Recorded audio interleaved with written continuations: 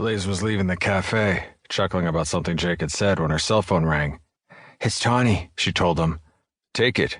I'll meet you at home and we'll talk about what to do now." Home. She was starting to think of the ranch as home instead of her small apartment that she kept in Jackson Hole, Wyoming. "Hello? I need to see you," Tawny said. Blaze heard the tears in her voice. She guessed this was about LJ. "Where are you?" "At my mother's, but could we meet at the old mill?" "The old mill? Is it even still standing?" "Barely. I just thought we could talk there. I have some good memories from the time we used to hang out there." So did Blaze. "I'm in town, so I can be there in less than 5 minutes," she told her. "Thanks." Disconnecting, she walked to her SUV. As she started to get in, she saw LJ drive past.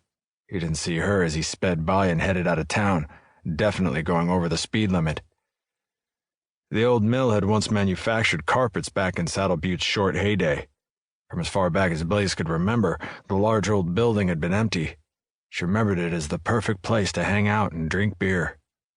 Driving north, she hadn't gone far when she turned off onto a dirt road that circled behind what was left of the building. The front had caved in, probably in the winter of 2011, when Saddle Butte had reported more snow than ever in its history. But the back of the building was still standing. Tawny had parked next to the huge gaping hole that had once been the loading dock area. Blaze parked and got out, joining Tawny in her older model sedan. The heater was on, the air inside scented with onion rings from the only fast food place in town, Jerry's In-N-Out, and Tawny's perfume, the same scent she wore in high school. The familiarity of it made her feel nostalgic. She glanced into the dark of the old mill, remembering better times. At least, more innocent times. "We used to have fun out here." As she turned, she was shocked to see her old friend was holding a gun on her. "What the? It's not loaded," Tawny said. "Then why are you—" She grabbed the barrel, pointing it away from her as she took it from the woman. Tawny was digging in her coat pocket. Cartridges for the .22 spilled out into her hand. "I need you to show me how to use it," the woman said.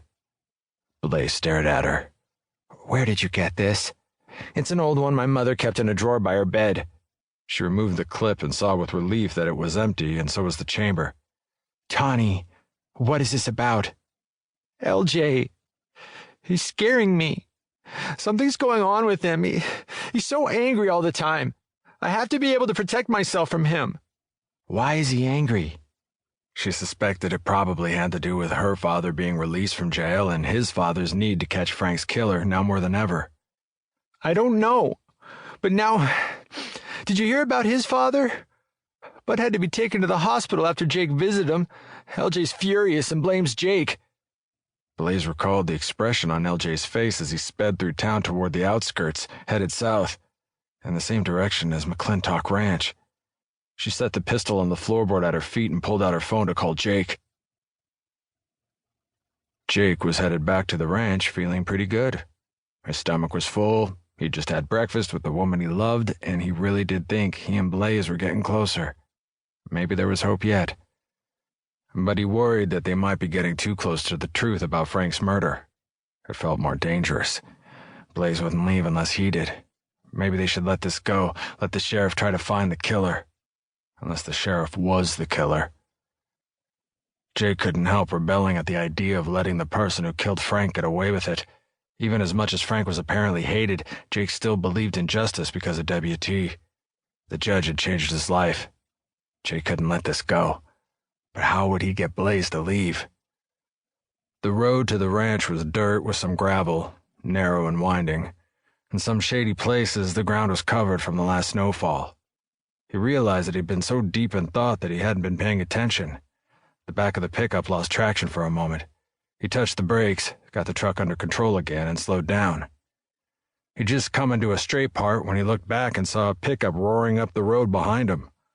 Whoever it was, they were driving fast and furious, actually kicking up snow along with dirt and rocks. As the truck behind him hit the straight stretch, he got a good look at it. L.J. Fraser. Jake swore under his breath. He knew it was just a matter of time before the man heard who'd been with the sheriff when he'd had his attack. Jake wasn't responsible. Fortunately, it hadn't been heart failure, just a panic attack. Not that it would change how L.J. felt about it. The deputy would blame him.